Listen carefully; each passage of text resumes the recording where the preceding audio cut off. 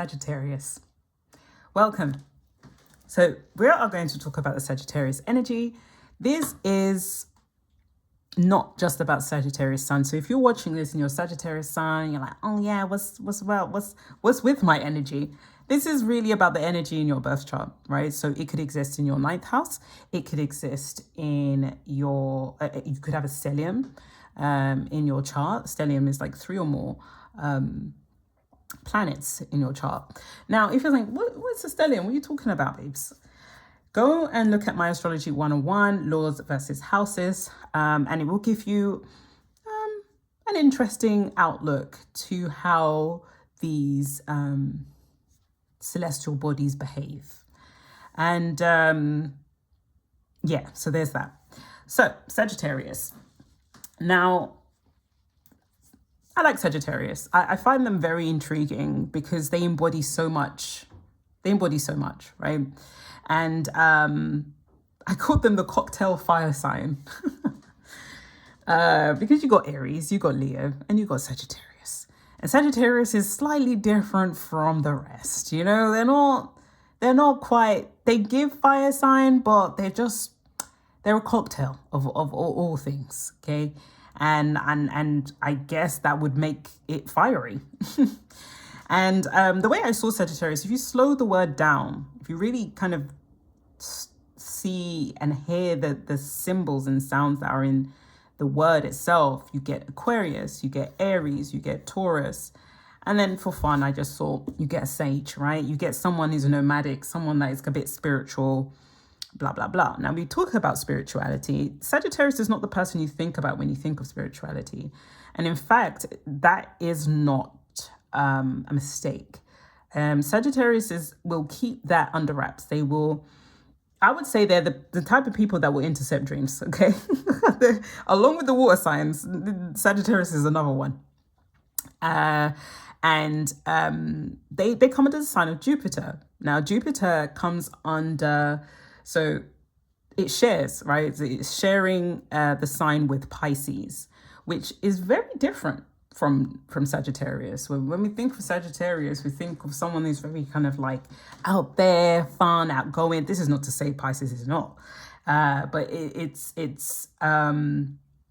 Pisces are very whimsical, right? They even I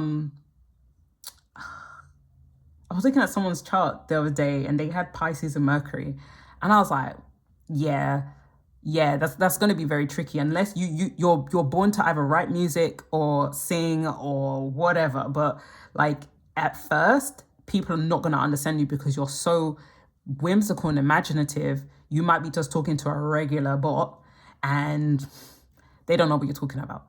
And even when I was thinking about that, Sagittarius, with the way they talk, they bring you to listen, but they bring you to listen in a different way. Whereas Pisces will use creativity to do it. Sagittarius is more like, they've got that Aries energy. They've got a kind of like bullish, blunt, to the point, right? And that's where that humanitarian side comes in, or is kind of like, this is wrong. We shouldn't do it like this. We should do this. Or I've seen this and I'm going to put into action. If you can't do it, I'm going to do it. I'm going to get it done. Since I'm looking around, there ain't nobody else doing it, I'm going to get it done. So that's the Sagittarian energy. And so that's why I feel like they're a cocktail of Aquarius, Aries, Taurus, and ultimately a sage of sorts. So they like traveling. They like doing all these kind of things. Now, how does this work when it comes to your chart? Because this is not just about your sun sign. This is really about how its energy works through your house. So, for example, if you have, let's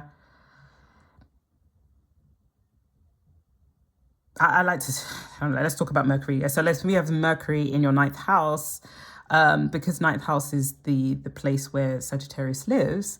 You have this energy where it's like, okay, this is compatible. I like to see Sagittarius in their compatibility partners as Gemini, Pisces, Libra, because they both have duality symbols in them.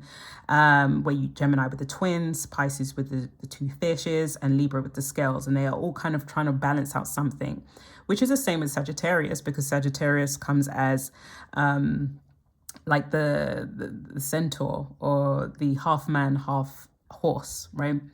And I don't know why I was thinking of BoJack Horseman.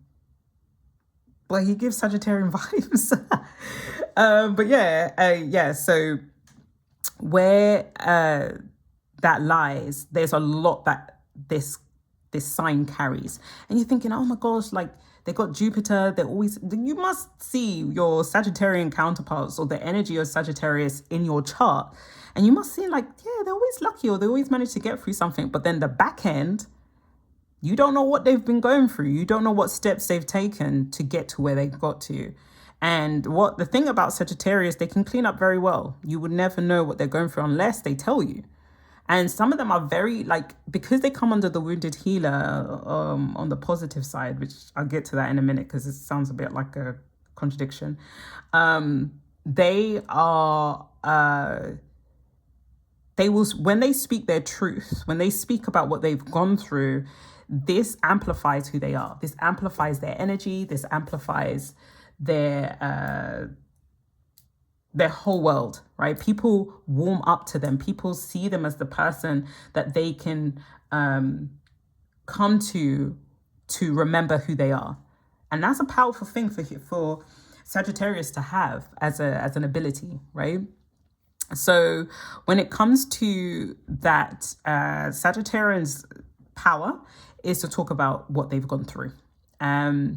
And you be thinking like, well, okay, yeah, it's true. I do go through things. It's not always easy. Yes, I have Jupiter as my ruling planet, but I go through things like you don't even know. And it's like, yeah, and that is your story. So let's say that existed in your 10th house, right? In the area of work and career. That means that you are supposed to learn from the experiences that maybe you just go from one job to the next job to the next job, and it's just always giving you problems, right? But you're supposed to alchemize that, and you're going to say, all right, cool, I'm supposed to be the humanitarian, and I'm supposed to go to talk out, to tell and speak up about these injustices that happen in these workplaces, because you then become the change. You become the change.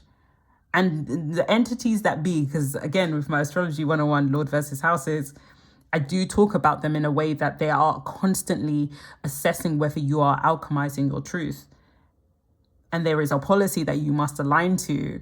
And if you don't align to the policy, they're just going to keep tricking you. They're just going to keep playing with you. These entities, the celestial bodies, gods, demons, whatever you want to call them, they're going to keep playing with you. So if the Sagittarian energy is supposed to embrace their traveled truths. They are travelers, and they become travelers because they're understanding more about themselves. They're understanding where they can find their peace. They're understanding where they can find joy, because they love it. They love being in places where they can just, all the vices, okay? All the drugs, all the alcohol. I don't even know if I can say it on here, but like all the things, okay? They love it. So when it comes to that, this is where I see this embodiment. They are very attractive people, right? Even if maybe there's an energy about them that is you're very drawn to them. This is why I kind of see this Taurus energy, the kind of on the other side, like lustful, if they wanted to be like very, very, very Venetian energy, like, and I feel like, because of that, they can weaponize that, okay? And much like with every zodiac sign has their tricks up their sleeves, all right? They can find ways to use that and use it for good or bad, okay? And Sagittarius can use their attraction or lust abilities to their one. It helps their wounded self, right? It helps them to rebalance themselves, but then at the same time, just because the Sagittarian energy is supposed to alchemize that, right? And this is not to say, you just become like a vegetarian and then you're like living in some remote land somewhere. No, this is more about being aware of how you exist and being aware of, like, do you really need to take that extra whatever? Do you really need to speak to that woman or man, or do you really need to entertain this conversation? Because again, Sagittarius, they can talk. And sometimes there will be some people that think that conversation is about, oh, it's like, oh my God, Sagittarius to really like me. No, this is where the Aquarius comes in, right? This is where this cocktail, okay? Aquarius, you never know. You never know if they're your friend or your lover, because they are in their own right. They're socialites, right? They just like to socialize. They like to, so you can't tell who's who. So yeah, for the person that is dating an Aquarius, let me just fix my camera. For dating an Aquarius, that's it. So it's the same with Sagittarius. Sagittarius will give you a good time. You go out, you have a great time, you'll meet loads of people because they attract so many people. Again, there's Aquarian energy, and there's lots of topics that you can talk about.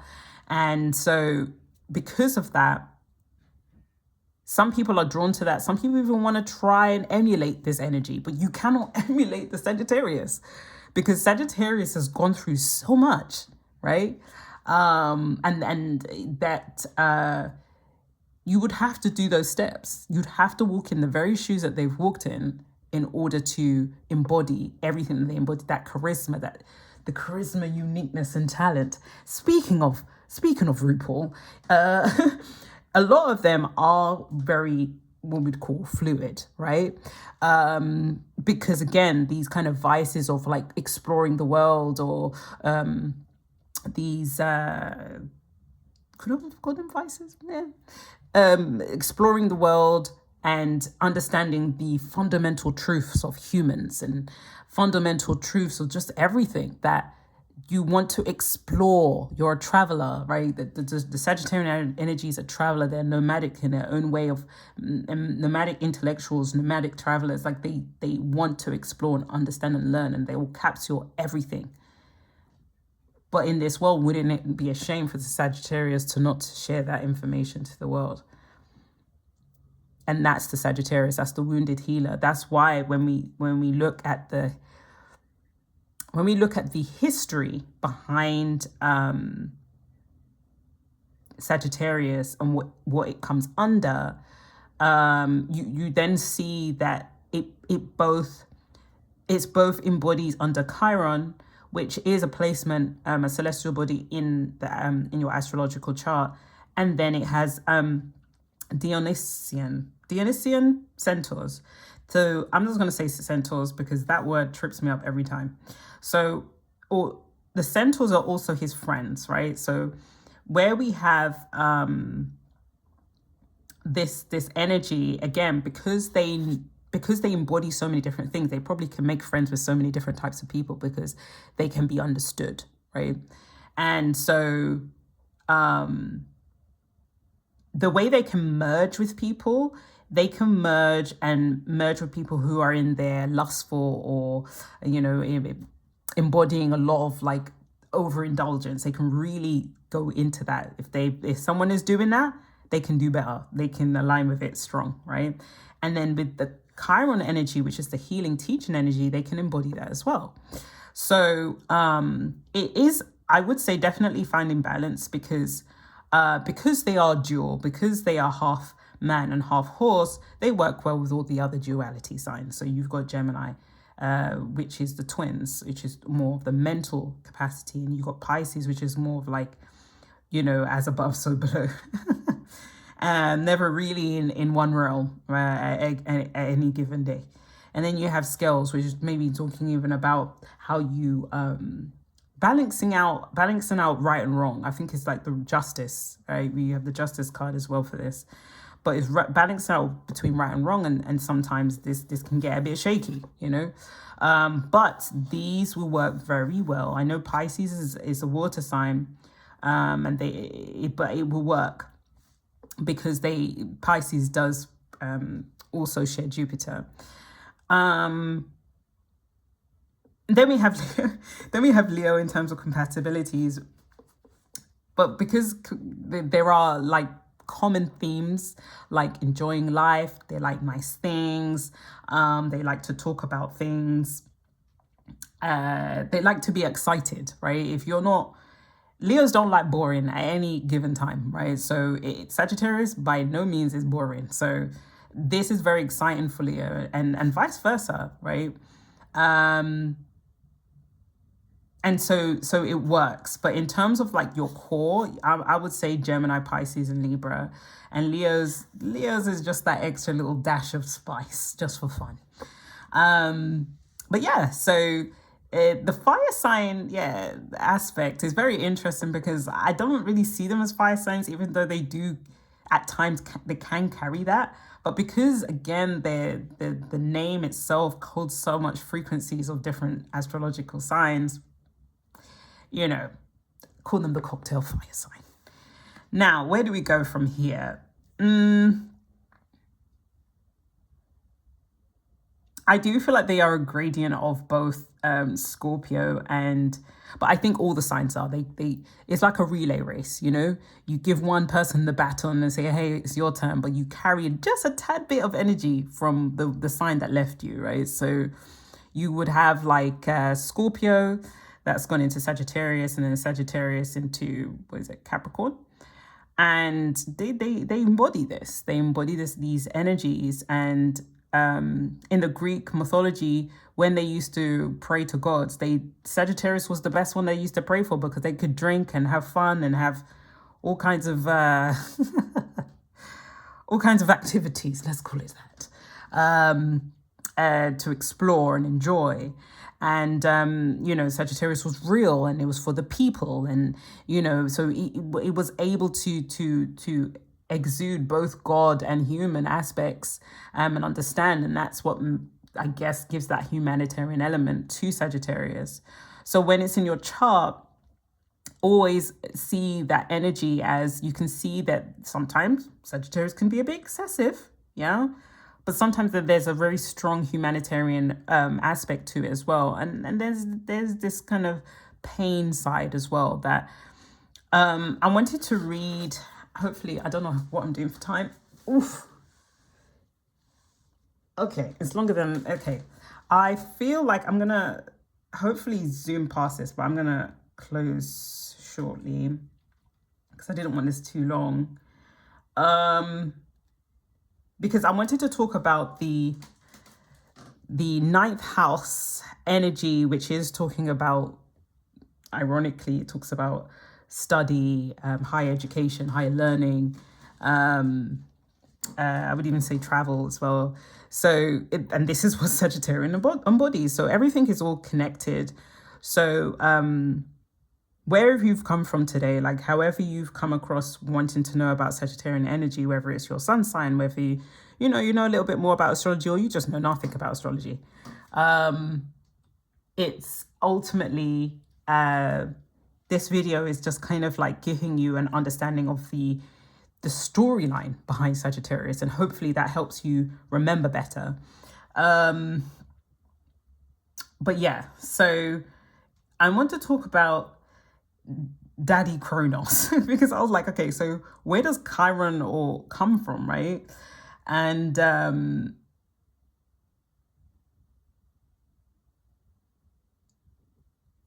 me see. Because I wanted to understand, okay, so Sagittarius is got a Jupiterian energy, right? And I like to call Jupiter Jesus, right? And I've been starting to think is if even astrologically is saying it without saying it. And even when I'm looking at the words, because I was looking at the words and I was like, Jesus sounds like Jesus, as in I am Zeus, or I am that I am, which is what like God says, but there are different gods, as maybe you've seen in my earlier video, like there are different gods. I was like, oh, is this the one and the same? So looking at the fact that Sagittarius rules, Sagittarius and Pisces rules Jupiter, and Sagittarius is the rule of the ninth house, a ruler of Saturday, ruler of Saturn. Saturn is Satan. Satan and Lucifer, I don't feel like they're one and the same. I think Lucifer is his own thing in himself. I think Saturn is Zeus. I think Satan is Zeus. Hey, guys. Listen, the more I read mythologies, the more I understand that And you're gonna, you may get it or you don't, but Dragon Ball Z, come on now. When they have Satan as the star of the world, everybody knows him, right? Is giving the same energy. It's giving the same energy. And then Jesus could be, right, could be actually the better or higher frequency manifestation. I don't know. I don't want to go too much into that. But like, anyway, is one and the same. And so Kronos is actually Chiron's father, Chiron's dad, sorry. And let me see. He's one of the Titans, right? So I think I should do a whole video on this kind of stuff, but I am going to be looking more on the planets and looking at the planetary and connections between mythologies, because I think that's a better way to understand it, because storytelling always is the best way. And yeah, I'm going to leave it at that. But I hope you enjoyed this video, and I hope it really helps you to understand your placement. I would say, Sagittarius, if you're going through something while you've come onto this video and you want to understand really how you're going to work through this Sagittarian energy in your chart, check your 9th house, check Chiron, because Chiron is going to be your higher version of that energy.